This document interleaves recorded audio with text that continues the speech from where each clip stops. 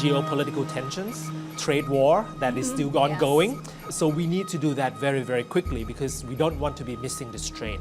For Thailand to remain competitive compared to our ASEAN neighbor, I think we need to be able to enjoy some of these tariff elimination and the ability to attract higher investment between European Union countries and firms and companies and Thailand. You wanted to finalize the whole thing by the end of this year. So how close do you think you are in reaching this goal? It's really exciting to know that you've completed 2/3 of the whole agreement already. So how significant is this progress? I think we've reached a major milestone from the 9th round. It was really a huge team effort from Team Thailand. And, we very much flew into Brussels, very well prepared. Deputy Prime Minister Supajee Sutampan also traveled with us. So we had two things happened in the 9th round that were very significant. The first is that we had a ministerial level meetings. So Kun Supajee and myself, and along with the negotiation team, met with two key commissioners. The first is DG Trade Commissioner Mr. Sefcovic, who is in charge basically of all trade negotiation on behalf of the EU. The second key person was DG Agriculture, Mr. Hansen, who also oversees some of a very important agricultural policy for the EU. So what happened during those meetings, you may ask? The meeting of the minds. I think the political will and the political engagement at the highest level really took place there, and that helped to accelerate and build the momentum for the 9th round. The second thing that happened during the 9th round is that we were able to make, as you said, 2/3 of the completion of the agreement, which means that we closed about 8 significant issues. 4 of them were chapters out of the FTA agreement, one very relevant and important custom facilitation protocol, and then 3 annexes that are accompanying some of the chapters. And so I think that very much demonstrates that Thailand is back to the negotiation table, and we have a plan and we have a strategy in terms of accelerating the negotiation process. So what happens now is that we need to prepare for the next round, which Thailand will host in late September. We will be very much preparing a lot of the 1/3, the remaining chapters and the remaining issues. And we'll work in different clusters. So there are 6 remaining clusters for the 1/3. Namely, if I can list them out very quickly, the first is agriculture. The second is manufacturing goods. The third is digital trade. The fourth, and very important one because it's very new for us, is government procurement. The fifth is energy and raw material. And finally, rules and regulation, including intellectual property. The 6th cluster that I've mentioned, they're not just cluster, but I see them as structural reforms. Right? Many of the new issues that we are going to be engaging in the 10th round, the remaining 1/3, is significant for Thailand's future economy. It's how we are going to position ourselves in the next 5 years, 10 years. So we have to, obviously competition at the regional level, but at the same time, what is our competitive advantage on the global stage? And what kind of economy do we have? What is our new growth story that we want to project to the world? And I think that conversation is going to be very, very crucial as we lead up to the 10th round. Right, because when we're talking about the EU FTA, it has been going on for so many years already. It's not until in recent years where we've seen more significant progress, right? So there are a few clusters that needed attention, one of them being government procurement, which you said that this is actually the very first time that it's being mentioned in Thai FTAs with other countries. So why is this becoming so important now? Is it because the government has been facing a lot of scrutiny behind the procurement of past projects or not? Yeah, before I answer your question on the procurement, I want to pick the point that you said earlier, which is very important, that the FTA has been ongoing for a long time.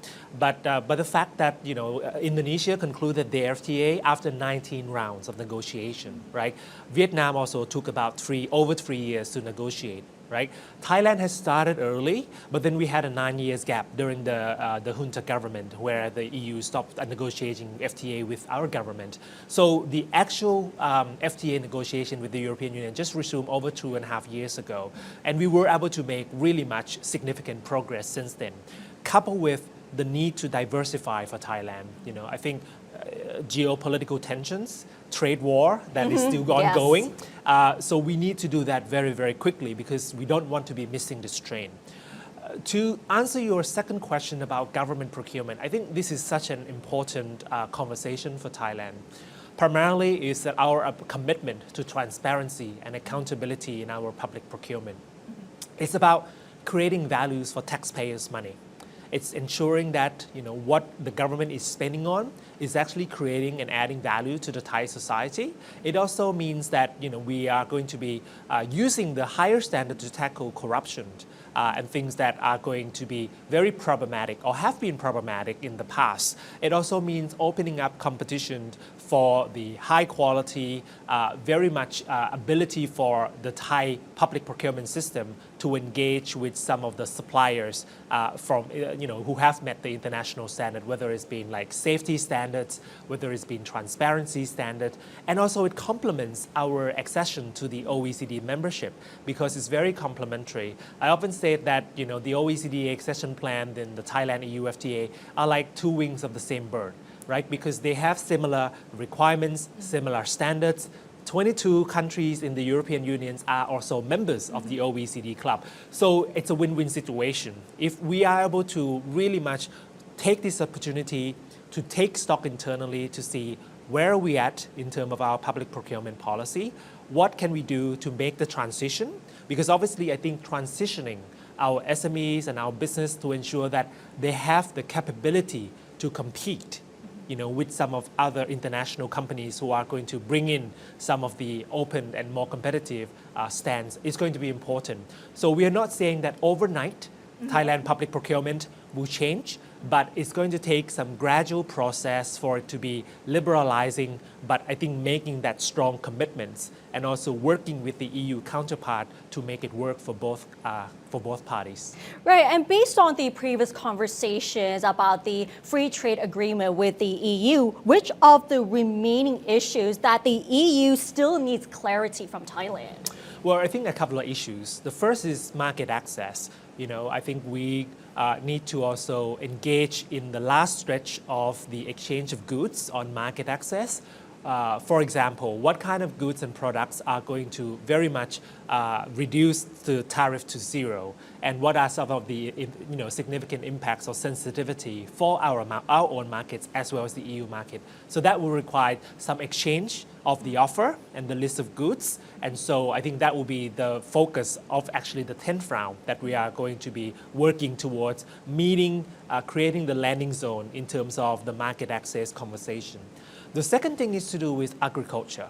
And again, I think it's about looking at our own standards, our rules and regulations, and the expectation or the ask from the EU side in terms of facilitating whether it's been sanitary measure for animal and plant and food products coming into Thailand and also from Thailand going into the EU market, so that our position are more aligned and more position are aligned. So we call it SPS in trade term.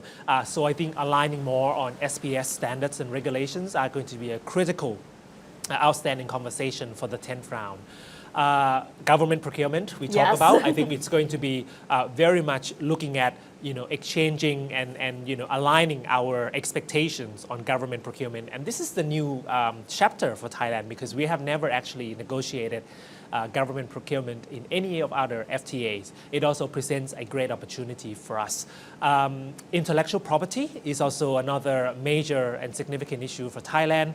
A lot of the civil society organizations and members of our public health expert have also expressed their concern to myself and also to the government that they worry about access to medicine. They worry about some of the pressure that liberalizing the medical industry will bring on the Thai public health system. So I think being very mindful about this concern, listening to our stakeholders in terms of how they are going to be, and also coming up with a package that would actually create a situation where we are able to promote innovation, investment, but at the same time protecting our public health system and making sure that right to health and right to life for the ordinary Thai people are being protected first and foremost. We often talk about the ability for us to protect our communities and our farmers, and I think those are important conversations that we need to have internally as well as externally.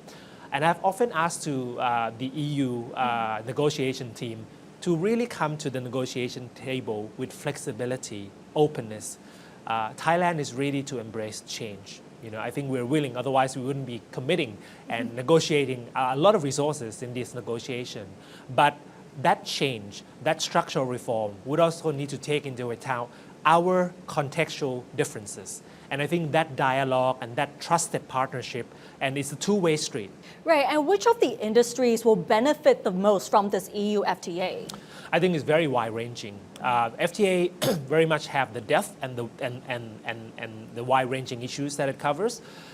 Very much on top of mind is the ability to expand our agricultural export to the EU. Right, we already export a lot of rice, canned tuna, sugar, cornstarch, and many of the other agricultural products in Thailand. Many of them are currently being met with high tariff or some quota rates. That very much, if Thailand go beyond the quota that the European Union is allowing, then we have to pay very high tariff and high taxes on those goods going in. So the FTA will help to eliminate or make the situation, improve the situation for those agricultural exports. Second opportunity is our manufacturing goods. Thailand used to be known as the Detroit of Asia. We have the fundamentals, we have the manufacturing technology, we have the very able workforce. We also have the infrastructure to support it. How do we make sure that we move up the supply chain and the value chain to become more high technology manufacturing by partnering with the EU companies and the EU firms who have also some of the technology, some of the market access that would allow manufacturing firms in Thailand to expand their investment and their export into the EU market. But also there's an opportunity for building our new growth engines. Right? We often talk about high level, high technology medical device. We talk about renewable energy. The ability for us to make this green transition for Thailand is going to be very critical going forward. So I think those are the opportunities, and the Ministry of Commerce have done an analysis and impact studies a couple of years back to say that this will significantly increase Thailand's GDP going forward. I think the number was around 1 to 2% if we have completed and implemented the FTA correctly. So the expansion and the investment for our GDP, for our investment, for our exports are there, and hopefully that's what I mean by growing the pie. For Thailand to remain competitive compared to our ASEAN neighbor, I think we need to be able to enjoy some of these tariff elimination, the elimination of non-tariff barrier, and the ability to attract higher investment between European Union countries and firms and companies and Thailand. So you reference an example of Vietnam, their exports have increased nearly 50% after the conclusion of the FTA and the elimination. And at the same time, they were able to maintain some level of transition and protection for some of the sensitive sector that they want to have a homegrown, companies and supporting the transition measure. So we are also very much learning from the lessons of Vietnam, Indonesia, and Singapore that have already signed, but also, the Philippines and Malaysia are also completing some of the negotiation with the European Union. So as a whole, I think taking a step back, there's an opportunity to elevate some of these trading relations, but at the same time, I think the speed also matters, as I said, but the quality and ensuring that the details of the negotiation and the implementation. Because my concern, if I can frame it as that, is that we must ensure that SMEs in Thailand are able to understand and get the full access of the benefits that this FTA will actually bring for them. How do we make sure that our SMEs are not being excluded from these global supply chains and opportunities, but that they are being an integral part of this opportunity going forward.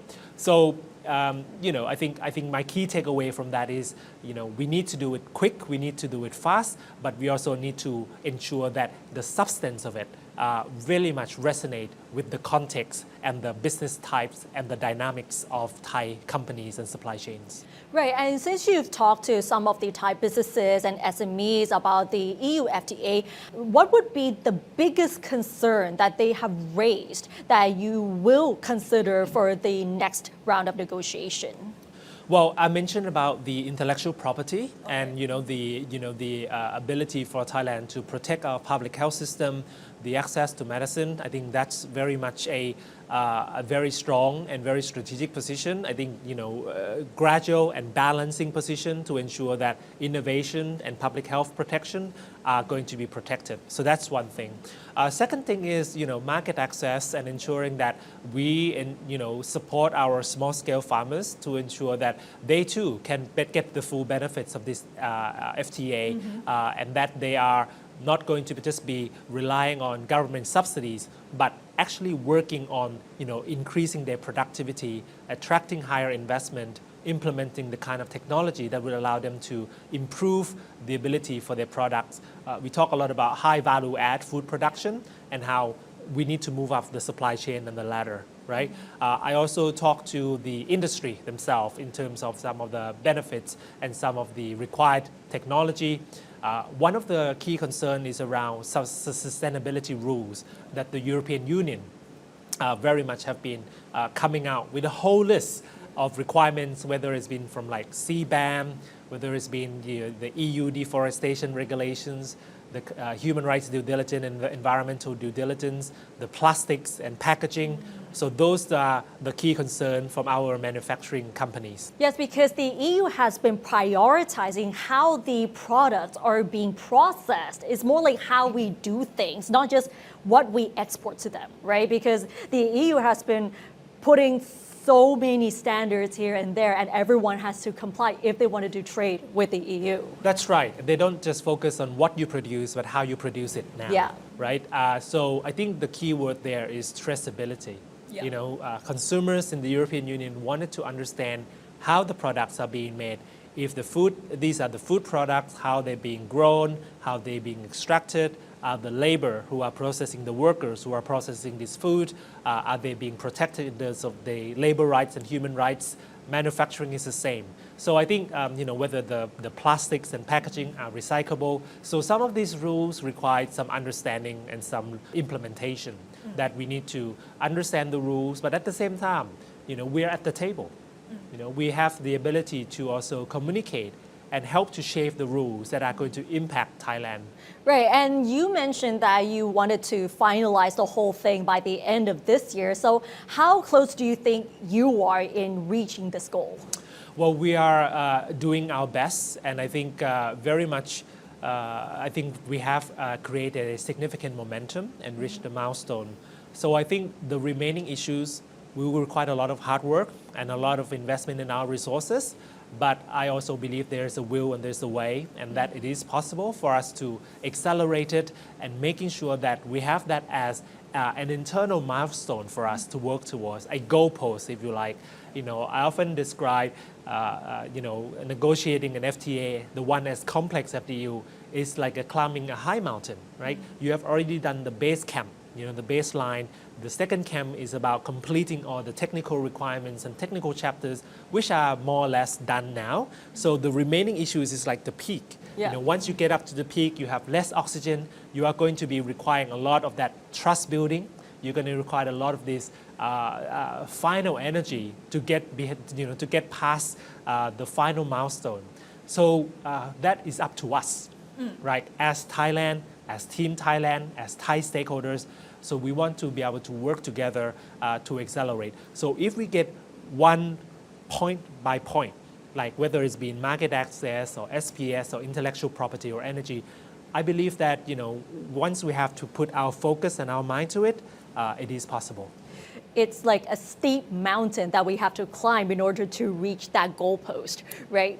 So one last question, what will this EU FTA mean for Thailand's economy in the long run? Well, I will go back to the word structural reform, right? We often have heard so many policy dialogue, expert advice to say that Thailand needs a structural reform. But how? The how of structural reform.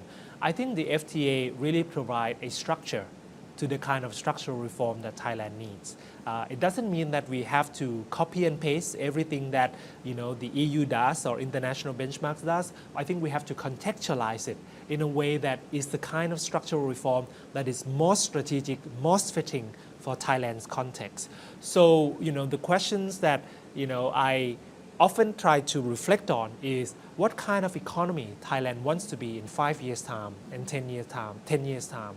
What are we really good at in terms of putting that positioning of Thailand in the global stage, and how do we make sure that we are very proactive in engaging with some of those dialogue and conversation. So the best vision and the best picture for me is that Thailand remains very competitive in the region and in the global stage. We are able to be successfully establishing our new growth engines to ensure that it contributes to our growth trajectory. At the moment, we are projected to be growing at 1 to 2% per year, which is really quite unacceptable given the capabilities and the fundamentals that Thailand have. But from 1 to 2% to about 4 to 5%, that's a minimum baseline. I think that requires a lot of hard work. So I think policy engagement, the ability for us to create a common vision for Thailand, and the ability for us to work together in a coordinated way so that Thailand can really deserve what it deserves, which is the well-being of the Thai people, the ability for us to upgrade our rules and regulations so that we are compatible to the emerging global trade order. We often say that we are committed to the rule-based, predictable, open trading system.